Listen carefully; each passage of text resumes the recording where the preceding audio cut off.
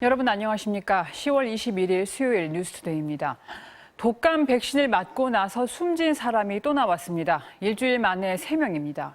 10대 고등학생, 70대 여성에 이어 이번엔 대전에 사는 80대 남성입니다.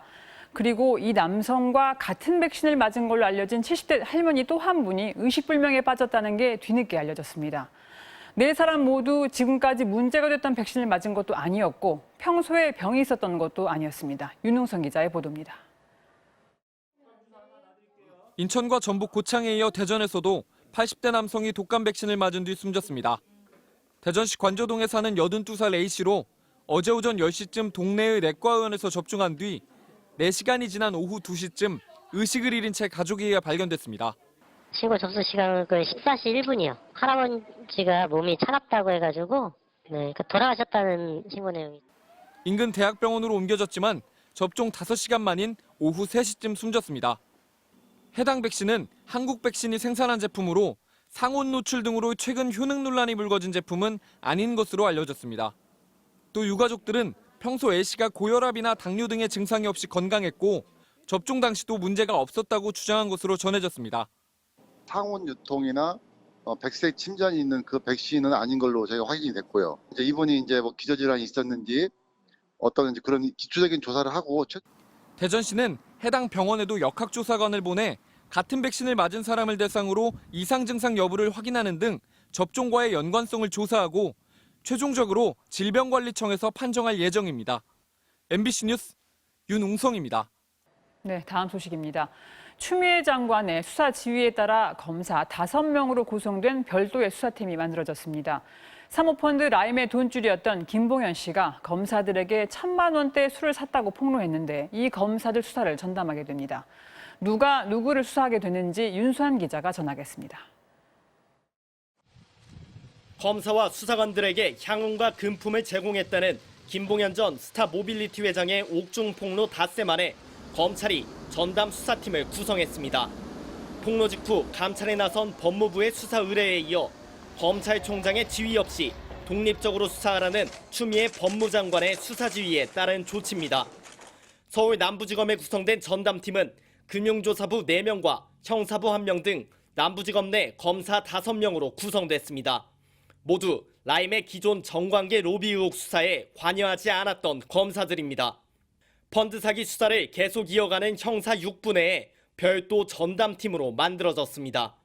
추미애 장관은 SNS에 글을 올려 수사팀을 확대 재편 강화하고 법무부와 대검으로부터 독립해 신속하고 철저히 수사해야 한다고 거듭 강조했습니다. 이에 따라 라임 관련 금품 로비 의혹을 받는 정치권 인사들을 향한 수사도 급물살을 탈 전망입니다. 펀드 판매와 관련해 야당 정치인에게 수억 원이 지급됐다고 진술했지만 수사가 진행되지 않았다는 김 전 회장의 주장이 단초가 될 것으로 보입니다. 검찰은 의혹의 당사자로 지목된 고검장 출신의 윤갑근 변호사에 대해 계좌 추적 등 관련 수사가 상당히 진행됐다는 입장입니다. 하지만 수사 상황이 석 달 넘도록 정식 보고 라인인 대검 반부패부를 건너뛴 채 윤 총장에게 직접 보고된 점은 의문으로 남아 있습니다. 당시 남부검사장이 총장님께 보고를 드린 걸로 지금 확인이 됐고 개인적으로 직접 보고했다는 거죠? 이제 그 당시에는 2주 단위로 이렇게 면담 보고를 했었습니다. 검사장. 반면 또 다른 금품 로비 의혹이 제기된 더불어민주당 기동민 의원의 경우 사건 첩보가 접수된 지 한 달여 만에 대검의 정식 보고가 이뤄졌고 이후 소환 조사까지 이뤄져 대조를 보였습니다. MBC 뉴스 윤수환입니다. 현 정부의 탈원전 정책과 맞물려 1년 넘게 끊임없이 잡음을 냈던 월성 1호기 조기 폐쇄의 감사. 비용은 늘리고 수익은 줄여서 경제성을 일부러 줄였다는 게 감사원의 결론이었습니다.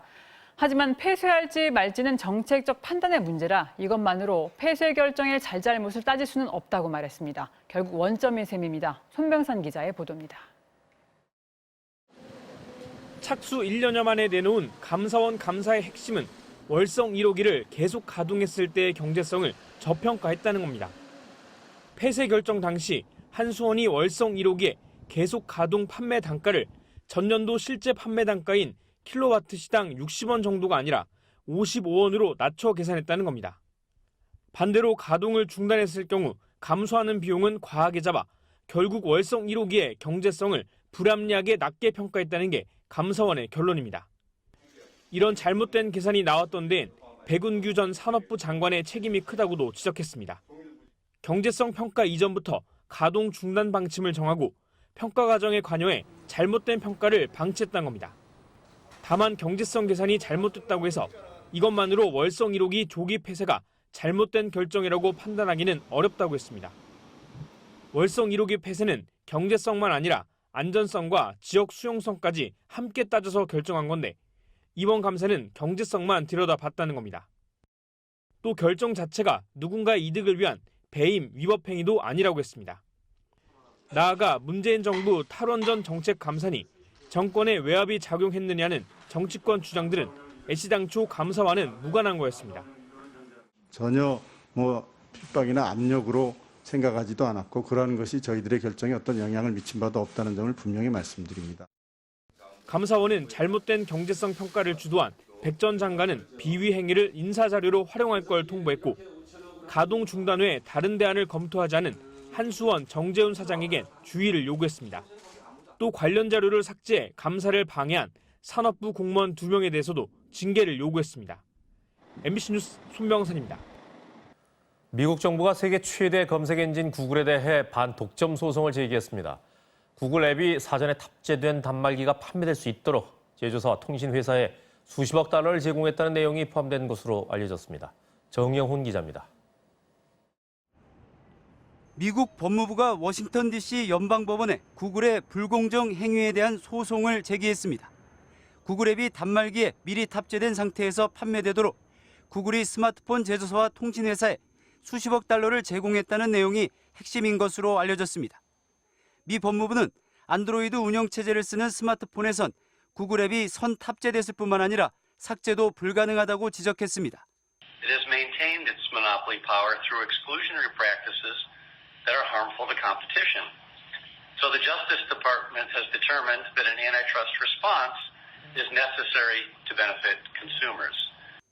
구글의 크롬 브라우저는 전 세계 시장의 70%, 운영체제인 안드로이드는 85%를 독점하고 있습니다. 하지만 구글은 이번 소송에 큰 결함이 있다며 강력히 반발했습니다. 구글 대변인은 소비자들의 구글 사용은 자발적인 선택이라며 강요받거나 대안이 없기 때문이 아니라고 강조했습니다. 업계에선 구글이 독점적 지위를 차지하고 있다는 분석과 함께 혐의를 증명하는 것이 쉽지 않을 것이란 관측도 나오고 있습니다. It clutters the space with more ads, and it claims that innovation is harmed in general. This is very hard to prove. 유럽연합 EU의 반독점 기구는 지난 3년간 구글이 지배적 지위를 남용한 혐의로 우리 돈 11조 원 이상의 과징금을 부과했습니다. 우리 공정거래위원회도 국내 스마트폰과 게임 회사를 상대로 구글이 운영체제와 앱마켓 출시 등을 강요했는지 조사하고 있습니다. MBC 뉴스 정영훈입니다. 온몸에 멍이 든 채로 숨진 생후 16개월 된 아이에 대한 사건을 조사하고 있는 경찰이 학대 의혹을 받고 있는 부모를 불러 첫 조사를 벌였습니다. 장시간 조사를 마치고 나온 부모는 취재진의 질문에 아무런 대답 없이 경찰서를 빠져나갔습니다. 김하영 기자입니다. 검은 마스크에 모자를 깊이 눌러 쓴 부부가 취재진을 피해 급하게 경찰서를 빠져나갑니다. 온몸에 멍이 든 채로 병원에 실려왔다 숨진 16개월 여자아이의 부모가 8시간가량에 걸친 경찰 조사를 받은 뒤 귀가했습니다. 아이가 사망했을 당시 부모의 진술을 받긴 했지만 경찰이 학대 혐의를 들여다보기 위해 소환 조사를 한 건 이번이 처음입니다. 경찰 관계자는 참고인 조사 등을 통해 어느 정도 증거 자료가 확보됐기 때문에 부모 조사가 이뤄진 거라고 설명했습니다. 경찰은 지난 13일 국립과학수사연구원에 의뢰한 부검 결과에도 주목하고 있습니다. 국과수는 아이가 외력에 의한 복부 손상으로 사망했을 가능성이 높다는 구두 소견을 경찰에 전달했습니다. 경찰은 앞으로 정식 부검 결과와 관련자 추가 조사 등을 종합적으로 수사해 부모의 학대가 있었는지를 밝힐 계획입니다. 건물 꼭대기층에서 시뻘건 불길과 연기가 치솟습니다. 어제 저녁 6시 50분쯤 서울 은평구 역촌동의 한 3층짜리 주택 옥탑방에서 불이 나 1시간 만에 꺼졌습니다. 이 불로 인명피해는 없었지만 주택 안에 있던 주민 4명이 대피하고 2명이 소방대원에 구조됐습니다. 3층에서 우리 대원들이 2명 구조하고 따로 병원 가신 분은 없고. 소방당국은 정확한 화재 원인을 조사하고 있습니다. 어젯밤 9시 40분쯤에는 충북 청주시 중부고속도로 서울 방향 오창휴게소 인근을 달리던 1톤 화물차가 공사를 위해 도로에 서 있던 신호 유도 차량과 부딪혀 전복됐습니다. 이 사고로 화물차 운전자 30대 남성 김모 씨가 다리를 다쳐 인근 병원으로 옮겨졌습니다. MBC 뉴스 김아영입니다.